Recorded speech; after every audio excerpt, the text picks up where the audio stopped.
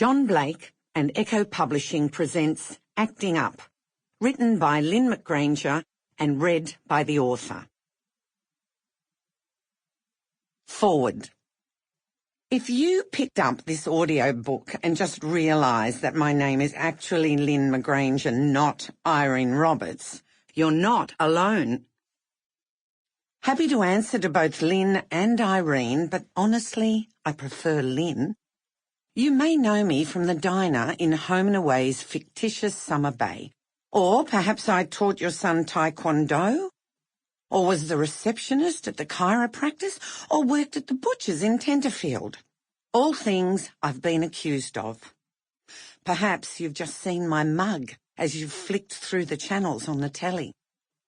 As a self-confessed accident looking for a place to happen, I've recently taken time to look back on my life to try to make sense of how I've managed to play pretends professionally for over 40 years.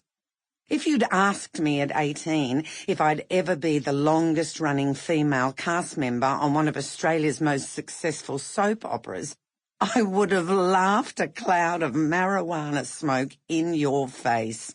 Shocking, I know. And yet, here I am, 29 years deep into Home and Away. From a very young age, I could lie like a chop in gravy. It's not that I was malicious or conniving, I just found that it was an effective way of getting people to feel a certain way about me. It didn't matter if I was passing blame off on one of my friends or leading someone to believe I was a French backpacker. I loved the thrill of crafting a story. It wasn't until I started Teachers College that I made the connection that lying is a lot like acting. After joining the drama club and getting my feet wet, so to speak, I also realised that when you're acting, you get the chance to be all of the things society doesn't want you to be.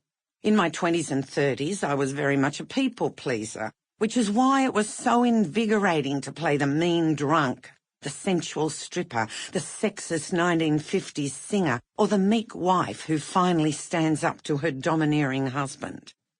When I momentarily gravitated towards comedy, I got to further indulge in the type of self-deprecating humour that borders on catharsis. I finally felt comfortable in my skin both on and off stage. As you listen to my personal and professional decisions in the following pages, it'll quickly become obvious that I'm not a life planner. I didn't grow up with big dreams of being on TV or attending NIDA.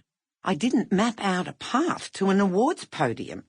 The truth is, I'm more of a one day at a time kind of girl. In an industry known for its turbulence and quest for the next big thing, I bet you're wondering how someone like me ends up getting to play the same character for nearly 3 decades. I also bet you're wondering if I still smoke pot. To understand that and to answer your question, we need to go back to Sydney in 1955.